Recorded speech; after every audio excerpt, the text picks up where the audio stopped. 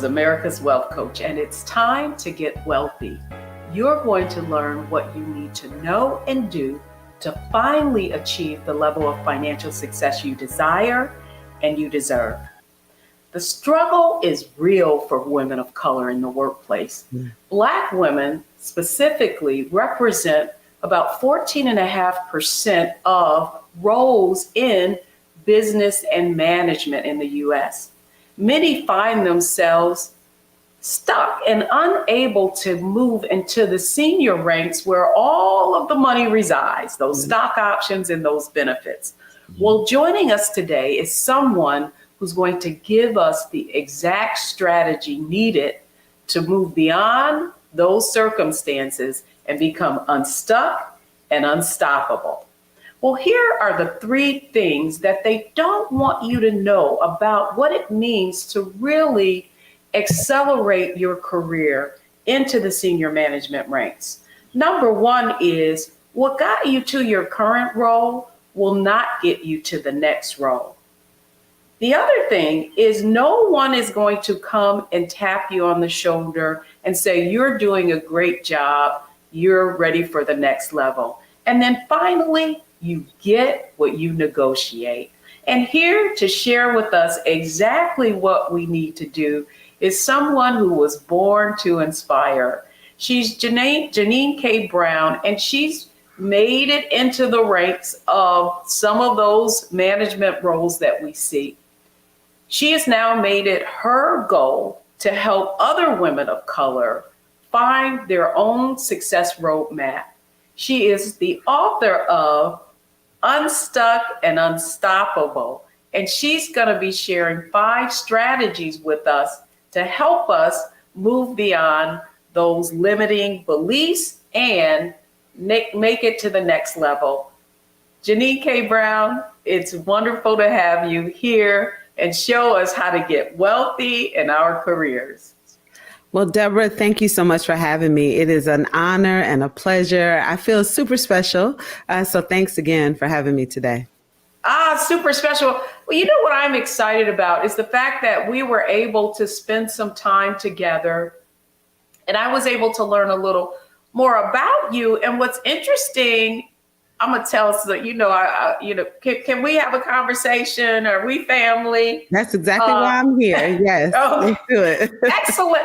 Well, what I find really interesting about your work, and when I was doing research, is you don't really talk about your own career and the fact that you're a certified public accountant. You have had roles in some of the most significant consulting organizations, and though I didn't find that in your bio, so the question I have before we even get into it is, why is that? That is a great question. I think I spend a lot of time focusing on the results that we get for our clients and using my own career, my career roadblocks, my career successes, and try to model that for them before I start talking about the credentials. I mean, Deborah, a lot of people achieve the credentials, they get the classroom knowledge, but they don't acquire some of the work knowledge, right? They haven't been in the boardrooms, they haven't made decisions and had high impact negotiations. And so they're typically just talking book work. And so I like to spend my time talking about, the examples and giving real examples about what I've done. I'm proud of those things and those accomplishments. And I think the other thing too, when you get a license and it's not active anymore, you don't always talk about it. And I've kind of moved out of the accounting and finance space as a practitioner, but definitely in the space is helping women in accounting and finance achieve those high career goals that they have and make it into the C-suite. Well, the reason I bring that up is because I do feel like that lends itself to credibility. And the truth is, Janine, there aren't a lot of Black women in senior management roles. We often find ourselves as one of the only in many circumstances. And so I feel like you and I, we went in and we took the blows and the strikes, but we also got intel that we're now able to share with others. And I guess that's the point that you're making. Yeah. And so I want to start with the framework for our financial success on Get Wealthy is mindset, strategy, and execution. And so I want to start with mindset because I do feel that particularly for women who are maybe first generation, even corporate executives and find themselves in that role, don't have like that person, that mentor, a family member whispering in their ear. And so as a result, they may not know how to operate. And so I want to begin with the first question really is, what is the mindset that women need to adopt in order to move into that next level or senior management in their careers? Deborah, I'm so glad you brought that up because mindset is really essential in having success in these corporate careers. I think, and it's not something that's taught in college. It's not even discussed in college. So when I think about that question, and I think about the challenges a lot of women have in the workplace, they haven't created the mindset that's going to help them move forward, work through the challenges that they need to work through. They're focused on the skills, like the skills that I have, my ability to get the work done faster, that I have the degrees. But mindset is essential. And the reason you need to have a strong mindset is because you don't know what's going to happen when you get in the office on any given day. Change is constant in corporate America. Companies are constantly reorging, and you have to have the ability to stand strong no matter what is going on around you, and also be able to keep a good poker face during a negotiation and during the changes and in leadership, and when you're dealing with microaggressions related to gender or race or education in the workplace. So without that, I don't even know. I think that's how a lot of women actually get a little burned out because they haven't created a routine and the intentions, the mantras, the affirmations, whatever it is that they need to keep them mentally strong so that they can stay emotionally strong at work. Woo! You said a mouthful. And what I love the fact is that you mentioned mantras and affirmations. And one of the things that I often tell women in my community is every morning I get up and I say, I have everything I need to be everything I need to be. Mm-hmm. And I say that to validate the fact that I know that I'm going to there are going to be challenges. Things aren't going to necessarily work out the way that I think they are in so many different circumstances, right? Because we don't have control over things. And it's affirming myself that allows me to know that I'm going to hit something, but it's not about what happens. It's about how I respond to it. Yep. So to that end, one of the things in your book you talk about that I think is important around mindset is being bold. However, it's a double-edged sword for Black women in that typically I would find myself in rooms where I was the only, and everyone would know my name because I am the only and I stand out. And so I would always dress maybe more conservative and so that I didn't call attention to myself. And so I guess the question I have for you, what kind of risk is involved in being bold for Black women or women of color specifically? That's a great question. I think the risk in being bold for women and for Black women, and I think even other women of color, is the perception, right? The perception and all of the negative gender-related bias language that's tied to that, right? So, because when I talk about being bold in the workplaces, I'm talking about that inner boldness that you have to take a risk, to go after what you want, to speak up when others are not, right? To build the relationships and the goodwill in the workplace. But what often happens is when I do speak up, when I do shut someone down who is going in the wrong direction, when I demonstrate a level of commitment and passion, it's turned into, she's emotional, she's combative, she's hard and difficult to work with, she's angry. And we are not angry. But we have the same sort of passion and commitment and, forthright thought as men do, but it's often mislabeled.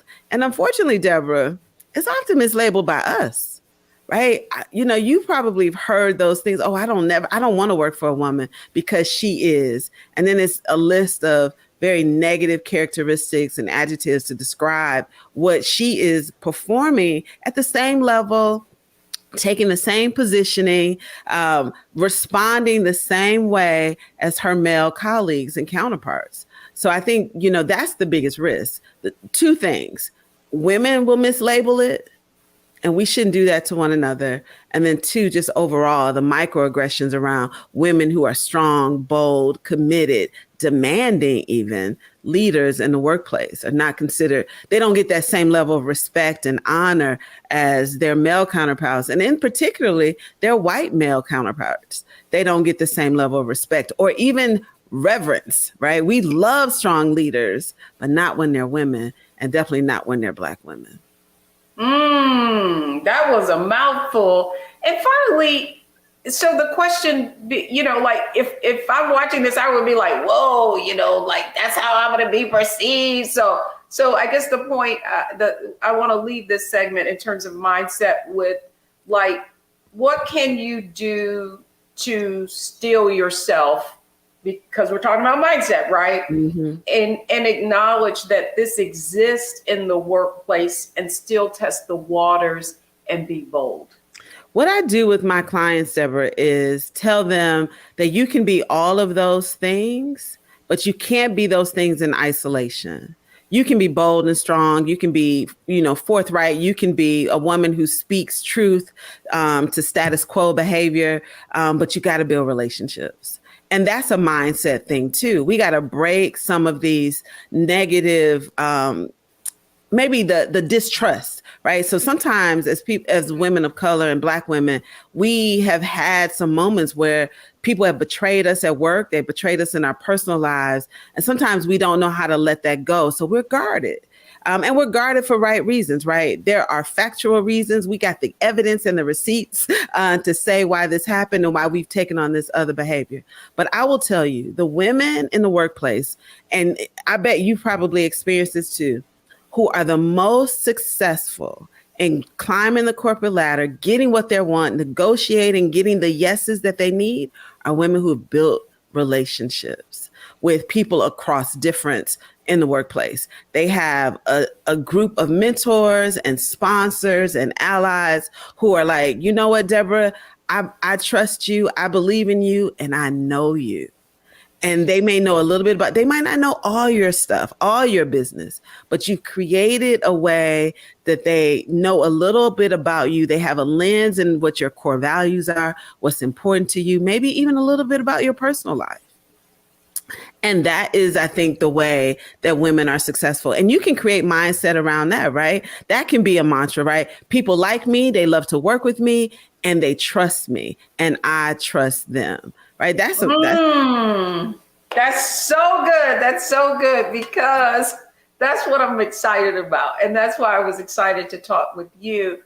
Is next up is strategy. And that's exactly what you're talking about. So now we're going to talk about getting out of your head, because now you got the right mindset, but now you got to execute and really apply what you know you need to do. So when we come back, folks, don't go anywhere, because this is a conversation that needs to be had. Don't need to be stuck. You can become unstoppable. And that's what we're going to talk about, strategy, when we come back.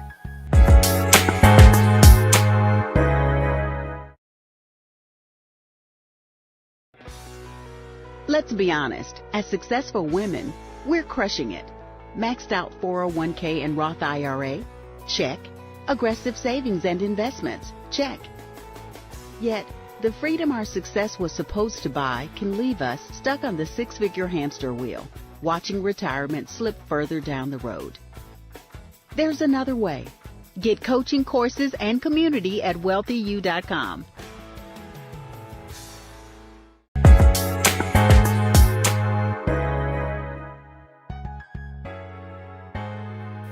Welcome back, everyone. I'm Deborah Owens, and you're watching Get Wealthy, and we're talking about how to get wealthy in your career. My guest today is Janine K. Brown. She is the author of Unstuck and Unstoppable. I'm looking at her book right now. It's next to me, and I can't put it down. So, Janine, let's talk about, we talked about mindset, and I so love the way you frame that about I'm likable. Right. And having mantras that can really build us up so that we can develop those relationships.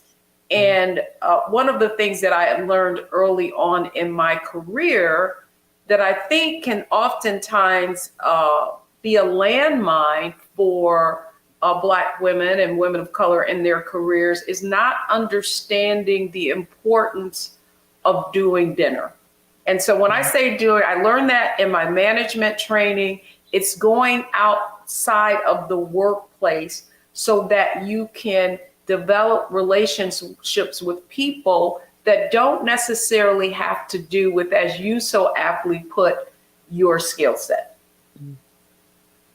Doing dinner is everything. Dinner, lunch, and breakfast. Deborah, I tell my clients when I'm working with them in an executive coaching relationship, that's one of the first things I actually have it on the intake sheet. How many of your clients or stakeholders do you go to lunch with each month? And most of the time it's 0. People don't do it. They will go to lunch maybe with someone, maybe before the pandemic, if it was a group setting, but they weren't intentional about scheduling lunch with their leadership in their organization. They would never go ask the partner in the corner office just to go to lunch with them. They would only do it if it was a group thing or a work-related function.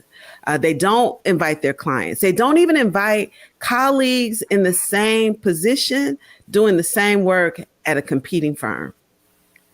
There is money on the table. People are leaving money on the table. I love the phrase, your network equals your net worth. It is so true. I believe in having meals and talking about things related to the work, the industry, and the clients you serve outside of the day-to-day work. Your work day. You don't have to only do that between, 9 and 5 o'clock. You really should go to dinner because there are things that you will learn about your industry, learn about this going on with your company that people aren't talking about in the office. So if you don't have it, you need to go to dinner, go to lunch, go to breakfast with someone that you work with or a client or a stakeholder. Well, what you just described really, Janine, is career strategies. Mm-hmm. And in your book, what I love is that you have really put a framework together, and it is the 5 strategies for becoming unstuck and unstoppable. And we're certainly touching on one of those strategies, and that really is building relationships and a network. But before we go any further, I'd love for you to give our audience like an example who applied one of those strategies, and and you don't have to put names or anything like that, mm-hmm. but an example of one of your clients who applied one of these strategies and actually became unstuck and unstoppable. There's so many. Deborah, the best clients are the ones that do what you, follow the framework. Don't even go there, girl. Don't even go there. With the framework. And so I am really fortunate to say, I know at least 90% of my clients who apply these frameworks have received either 40% or more in a compensation from one job to the next, or even within their organization. They went back and renegotiated their employee agreement with their leadership and realized I was leaving so much on the table.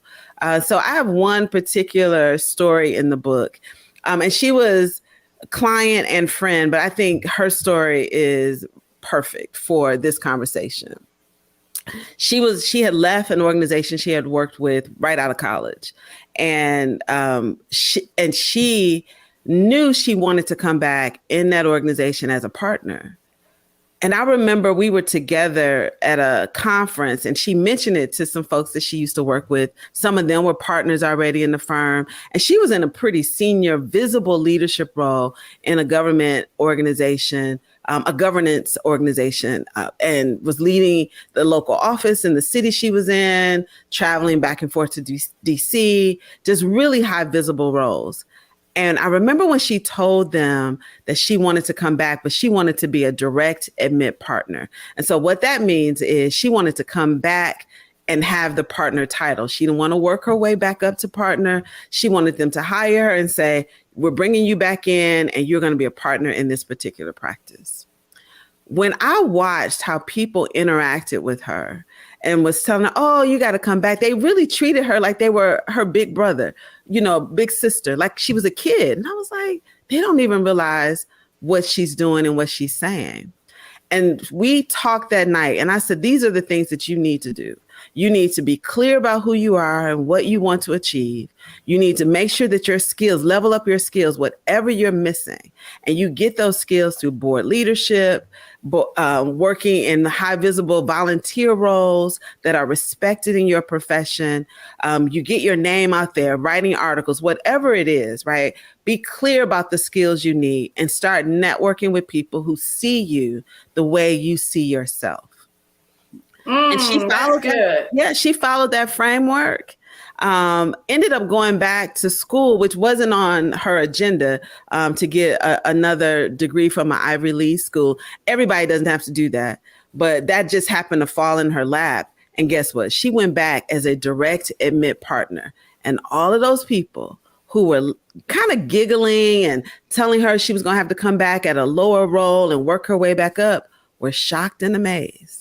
That what she said, but she spoke it, right? When we talk about mindset, she spoke it, she put a plan together, she followed the advice that I gave her and more, and she came back and she was a partner in that firm.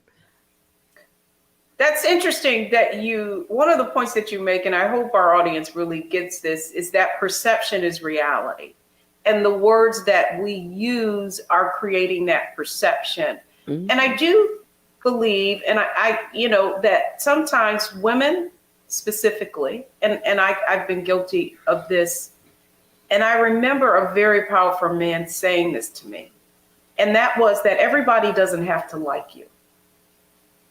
And I had to receive that in the right way, because sometimes what we don't understand is that being a people pleaser or doing things, acquiescing, I think is something that I found myself doing, even though I knew that I could be more powerful, but not wanting to shine too much because, my leaders or my management team wanting to be that team player, not recognizing that the level of over me was observing me to see if I could conduct myself in a role where others at my level would respect me even more so, because I had that, and that's leadership, right? Mm-hmm. So I think that's the point that you're making for her, that she had to realize how she was being perceived, and that perception was one which wouldn't lead her into senior management.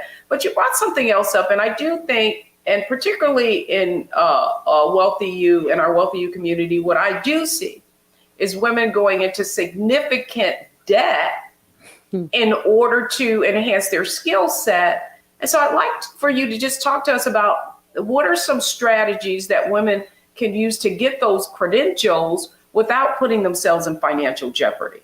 Yeah. So, there are some women will end up could possibly go back to college and get a free education, but it's hard, once you get out of undergrad.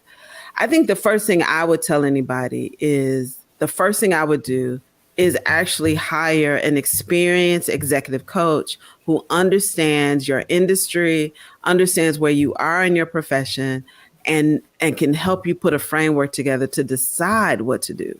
I think sometimes we make these decisions in isolation, and we think we have to do what others have done. So we think, oh, this person got an MBA, they got an executive MBA from Kellogg, and I got to do the same thing to get promoted. But what they don't know is that a lot of people get those advanced degrees and those expensive degrees and don't exponentially increase their income and their salaries. They don't know how to do that, even getting the degree, because what they don't tell you is that when you go to grad school, they don't tell you how to manage your career. It's just more education. So that would be the first thing, Deborah, I would tell people to do is get an executive coach. Have a thought partner in the process that is unbiased and has nothing to gain and nothing to lose by the decisions that you make, right? And you can have thoughtful conversations about it. And then I would say, figure out what those success strategies are that others have done. And this is again about the relationship building. Talk to the people in your organization that are in the roles that you want and find out what they had to do to get there. Find out what skill sets, what kind of, things that they have to learn to become. Because I think one of the things that happens with Black women, we got the good gene of looking young, right? And sometimes that works against us. It used to work against me, right? People would think, that I was sometimes 5 to 7 years younger than I was. They would also think that the white man that was in the room with me was senior than me. And so you're working against some of these biases. And then because if you are focused on being likable, what happens is that you don't look like you're leadership ready, right? Because you're being, so you're not demonstrating that you can make tough decisions. And the perception that becomes reality is that you're too young, right? You don't have enough gravitas to move into this role, to lead this team. And so I think that's what happens to a lot of women is that they're not positioning themselves. But I'll tell you, executive coaching does it. Deborah, right? If most executives in organizations have a coach, they've worked with a coach for a long time, and they constantly keep a coach on speed dial because they need a safe place to go to help make decisions. And they're constantly managing and being strategic about their salary, their career, and then that career, what does that salary, the salary that they make, the benefits that they can negotiate, and the opportunities that are out there. They get a chance to have a place to go and talk those through. That's good, because this is a great segue, because when we come back, we're going right into execution. I want to talk about, I think oftentimes, if you have never, what I find interesting is the amount of Black women specifically who have never hired anyone for their professional development. And I'm sure you're aware of that too. So when we come back, that's the discussion I want to have around how do you find that and execute on that. So folks, when we come back, we've covered mindset, just talking about the mindset that you need to have in order to move beyond and become unstoppable in your career. We've talked about some strategies, and it really is about how you proceed. But now we want to talk about executing on what we've discussed so far. So don't go anywhere, folks. We'll be right back.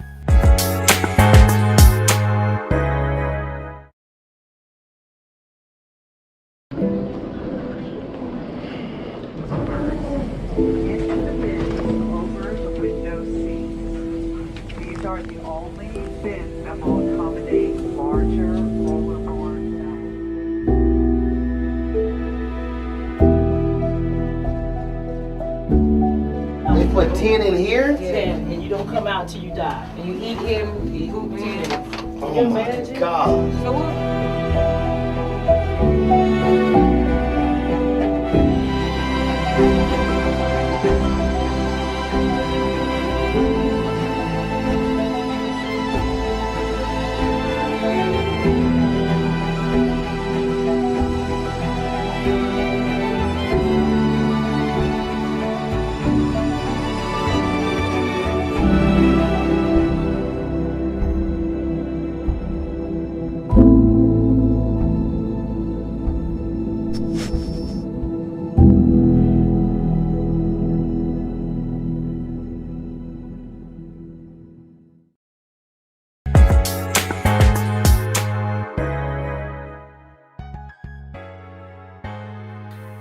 Welcome back, everyone. I'm Deborah Owens, and we've been having a wonderful conversation about becoming unstuck and unstoppable with Janine K. Brown. Janine, we left off. When we left off, we were talking about the fact that you need to get help, right? Like you need to hire, when you're going to that level, you need to have someone who is unbiased. And I think, and so I want to start there when it comes to execution, because I believe, and certainly I had this in my career, that many people feel like HR and, internally that you can have these conversations about your career and that's where you're there for, and you can do all those professional development courses within. And I'm not saying that you shouldn't take advantage of that, but I really would like you speak on the difference between having an internal advocate and someone who's outside, and why executive coach is a good strategy for that. I think the biggest difference is anybody inside your organization that you're working for is working for the company first. So when you go to HR with a complaint or a need, they're looking at it through the lens of what's best for the organization.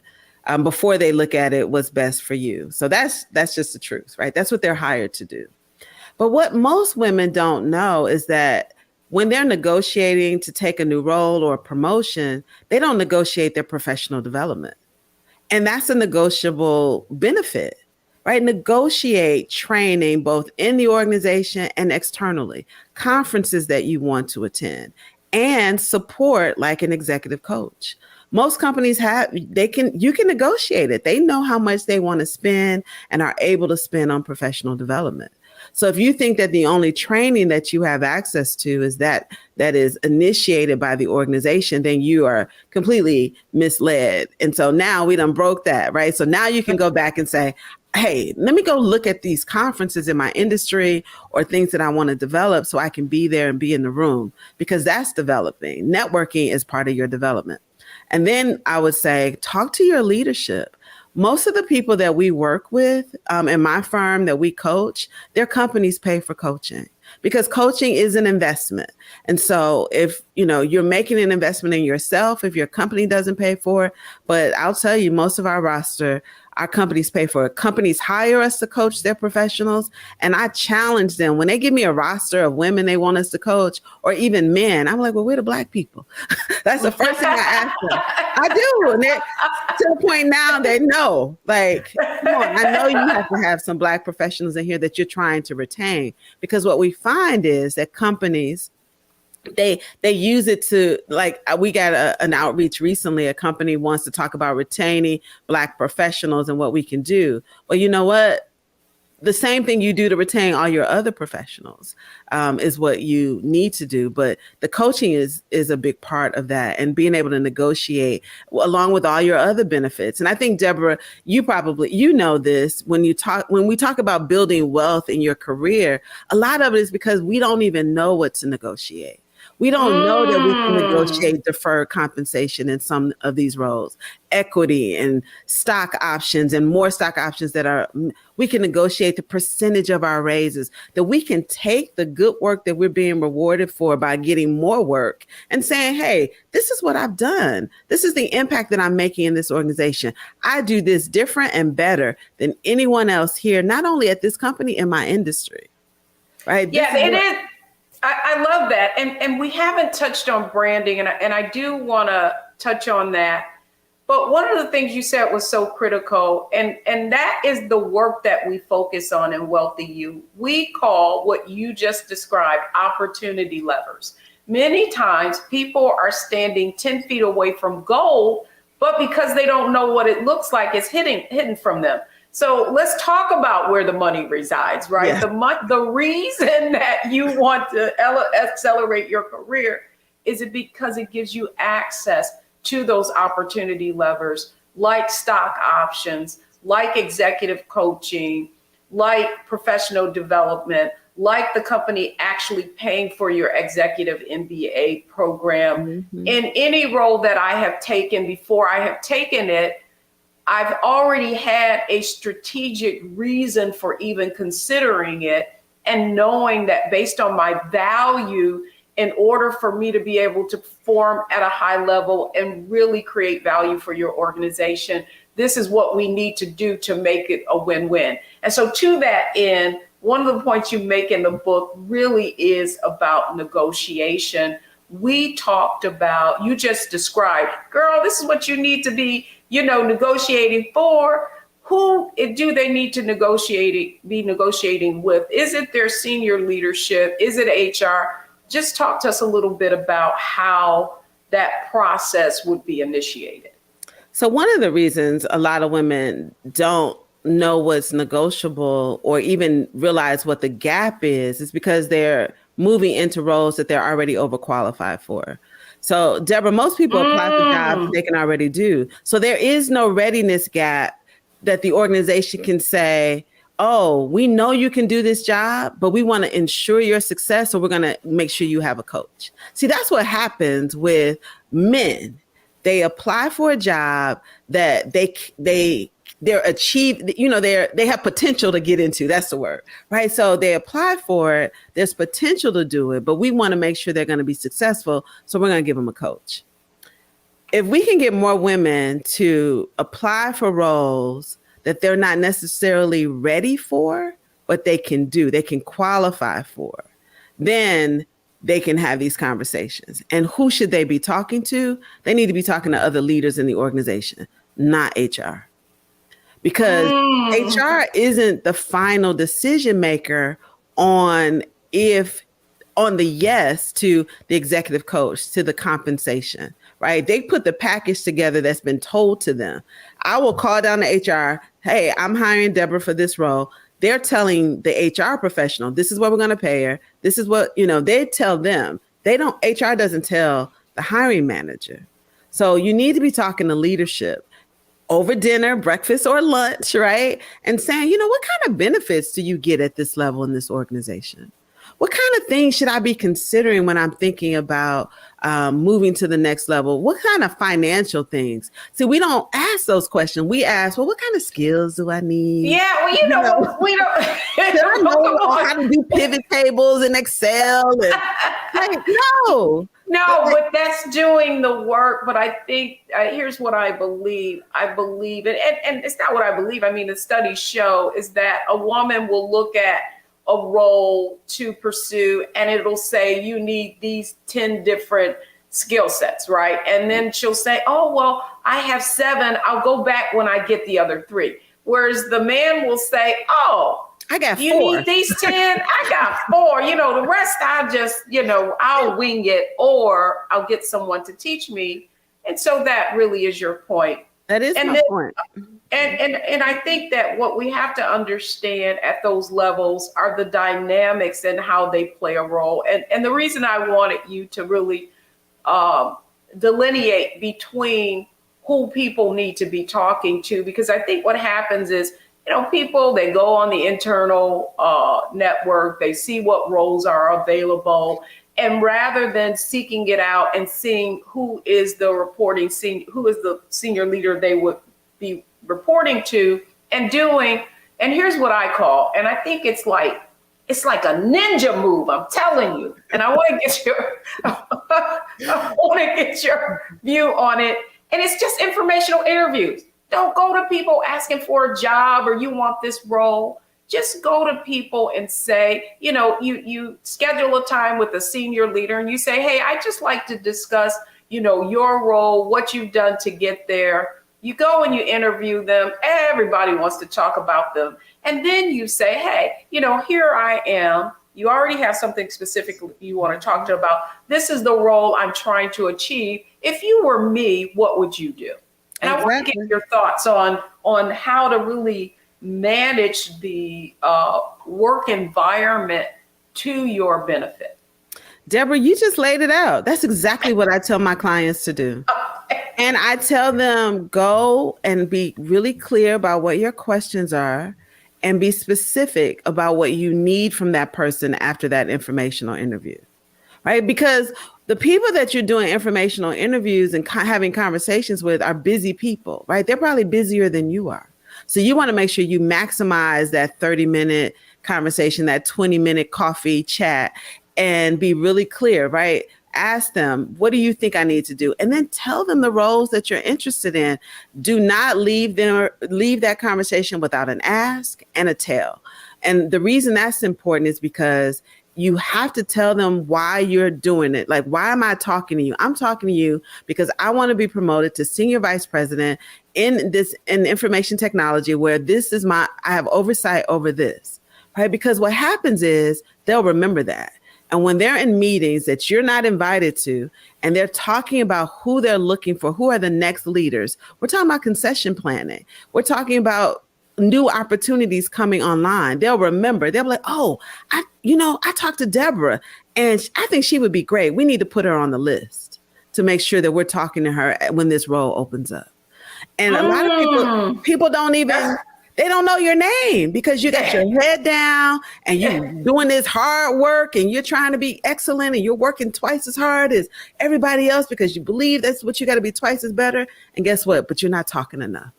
So you got to go in those information interviews and while you're networking over breakfast, lunch, and dinner, and you got to tell people, you got to have a tell and you got to have an ask. And the ask is, hey, can I count on you to support me? Would you be willing to have more meetings with me? Can I check in with you maybe once a quarter, right? Whatever that ask is, be clear about it and then hold yourself accountable to making sure you're holding them accountable to supporting you.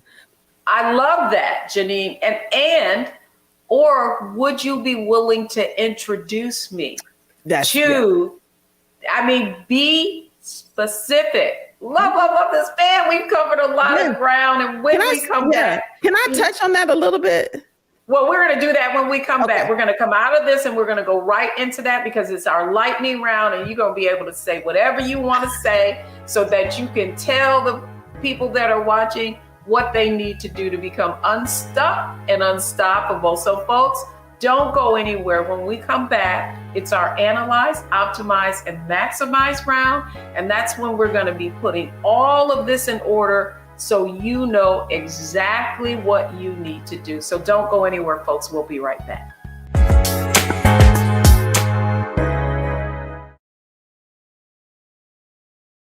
Black Star Network is here. I'm real revolutionary right now. Thank you for being the voice of Black America. All momentum we have now, we have to keep this going. The video looks phenomenal. See, this difference between Black Star Network and Black-owned media and something like CNN. You can't be Black-owned media and be scared. It's time to be smart. Bring your eyeballs home. You dig?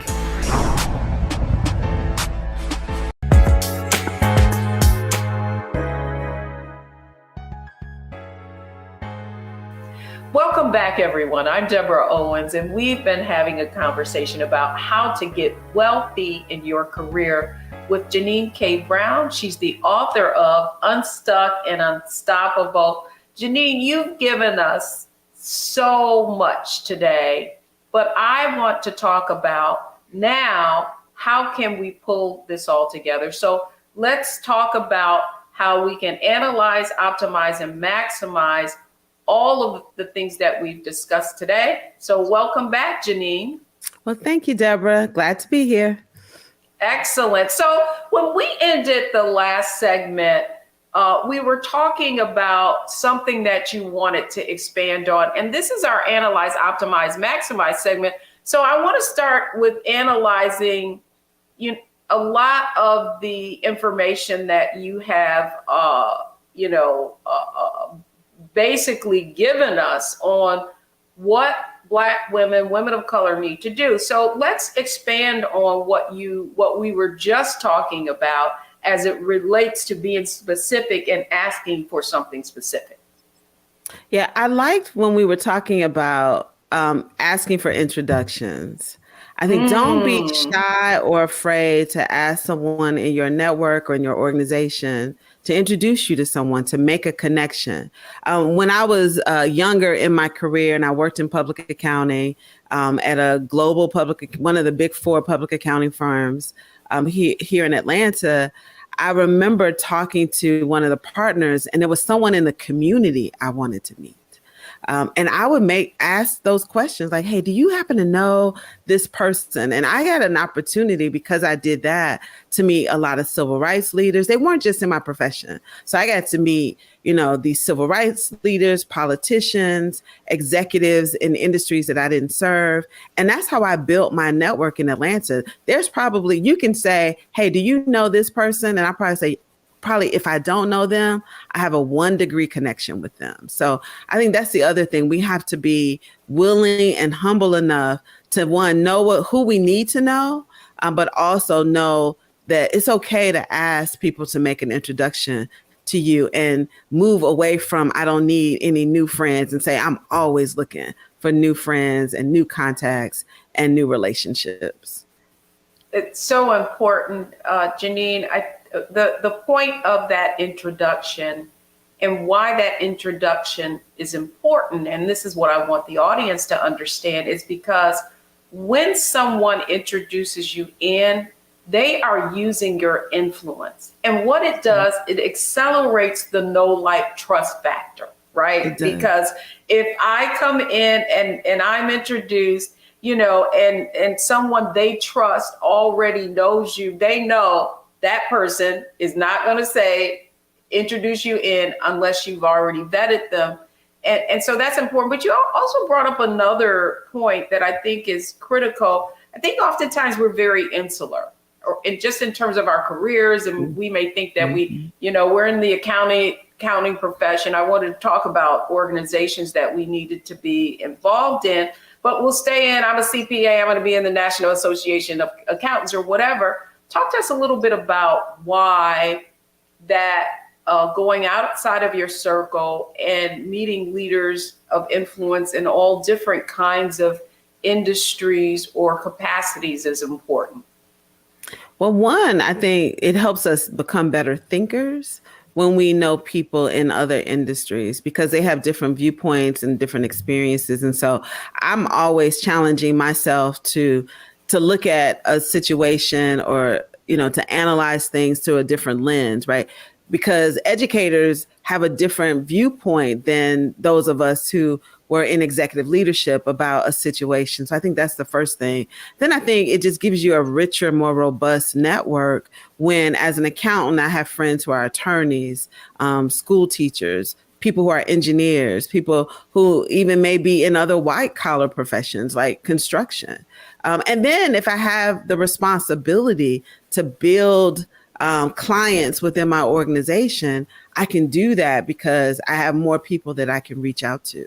I think when we stay and only talk accountants only network and talk with and vacation with accountants, then you don't get to see the whole 360 view of how business is run. I'll tell you, when I started working in the manufacturing industry, I started building relationship with plant managers who were completely different than me, but they had so much operational experience and insight, which is really what was the reason I went back to get an MBA, because what I recognized is that I didn't know enough about business in the way that I needed to work with plant managers and to understand their needs and understand how businesses grow and understand about investments and expanding. I knew the accounting piece of it and the taxation part, but not the whole piece. And so just hanging around plant managers, I learned some new vocabulary words,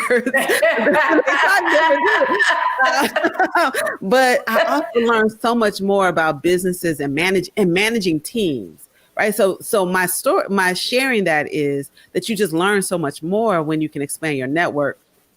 And then you find out about opportunities, right? So I was finding out new opportunities around business. And then when I started my own firm, I still had all of this rich knowledge, this rich network, right? So I'm moving into entrepreneurship, and I could call upon all these people and say, hey, this is what I'm doing now. And they was, oh, we need you. They trusted me in this other profession. So their expectation was, oh, she can come in here and do this new thing that she's doing with our employees. And our business grew much faster because of the network. And again, it's not who you know, it's who knows you, right? And so I think that that's the other side of that. Your network is your net worth. and it, really making sure that you're building those relationships. And at the end of the day, it's trust. The other, question that I had for you, Janine, was I know that there are a lot of people who find themselves stuck, and maybe they're mid-career and they know they should be further ahead. And so my question to you is, what can you do now to maximize? So you have this body of work, and now you want to kind of leapfrog. What advice would you give someone who finds themselves in that situation? Well, the first piece of advice I would give them is, one, to purchase my book, Unstuck and Unstoppable. Get the 5 strategies to leverage your career and accelerate yourself. And then I would say, let's get a strategy together. Get out the pen and paper, put the computer down, get out the pen and paper, and let's walk through a strategic plan about what you need. Right? All the things that we've shared today, Deborah, are just really key things that women can do. One, I would say, let's check and see who's in your network, who in your organization knows you, and who do you still need to get to know? What do you want to accomplish? I even tell people to start with the end in mind. What's the job you want to retire with? At your retirement party, when they are celebrating you, what do you want them to say was your last role in the organization? And what do you want that compensation to be? I want to leave being an executive vice president over, customer experience at Bank of America. And I want to be making $325,000 a year. And these are all my benefits. Okay. Then we know where we're going. Then we can figure out how did others get there? And what do you need to get there? And then I would say, get an executive coach, because I have seen, even with my own clients at our firm, that when people coach with us, they level up their knowledge about business, their roles, negotiations, building better relationships, and what opportunities are out there. Because by the time you set your goal, you've seen this, Deborah, the job that you want might not even be a job anymore, but new jobs and new things have come online, because that's how fast business is moving. So having that executive coach there to help you stay ahead of the game is going to be essential if you want to leapfrog. It is possible to do that without going back to school. You can do short-term learnings like certification programs, leadership development programs at universities, or through other programs, other independent programs, like we have one for women, and ours is certified, and our clients will say, hey, we want to bring people through your program because we've seen the results.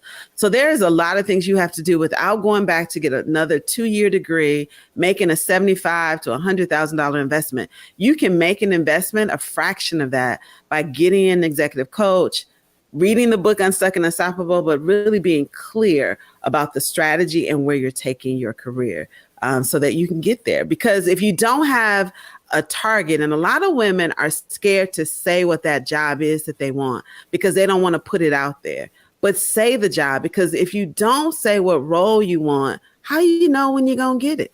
How do you know what it is when you get there? Good. Yeah. That's Without so a goal, good, Janine. you achieve it. Well, let me just say this. You were speaking music to my ears when you said you don't have to go invest another $75,000 to $100,000. There is strategy.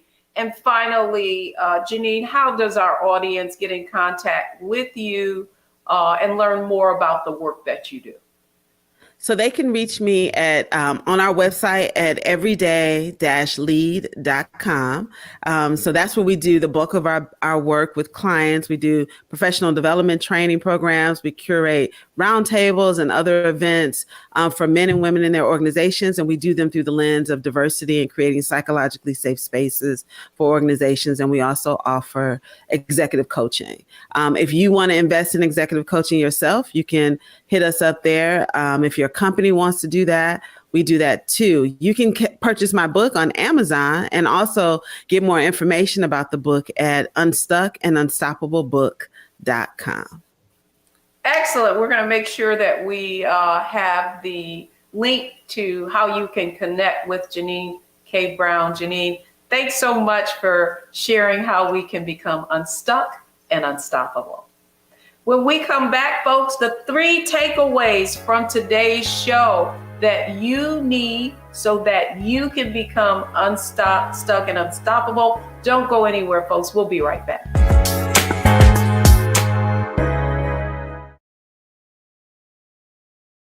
When you talk about blackness and what happens in black culture, we're about covering these things that matter to us, speaking to our issues and concerns. This is a genuine people-powered movement. There's a lot of stuff that we're not getting. You get it, and you spread the word. We wish to plead our own cause. Too long have others spoken for us. We cannot tell our own story if we can't pay for it. This is about covering us. Invest in black-owned media. Your dollars matter. We don't have to keep asking them to cover our stuff. So please support us in what we do, folks.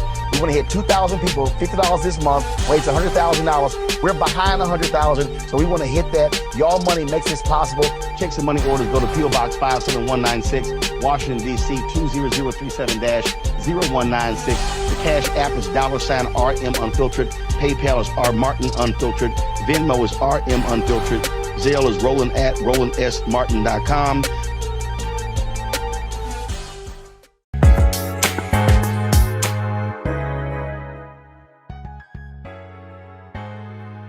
I'm Deborah Owens, host of Get Wealthy, right here on Black Star Network. And I hope you've enjoyed our conversation around what you need to do to get wealthy in your career. As I said, many of you are sitting 10 feet away from gold. It's just hidden from you. And that's what we wanted you to share with you today. And so here are the 3 takeaways from today's show. Number 1 is you have to be the leader of your career. No one's going to tap you on the shoulder and say you're doing a great job. And secondly, you have to communicate your value, how you add value to the organization's bottom line. And then finally, be your own best advocate. Have the right mindset, the right strategy, and execute. I'm Deborah Owens, America's Wealth Coach, and thank you so much for joining us today right here on Black Star Network.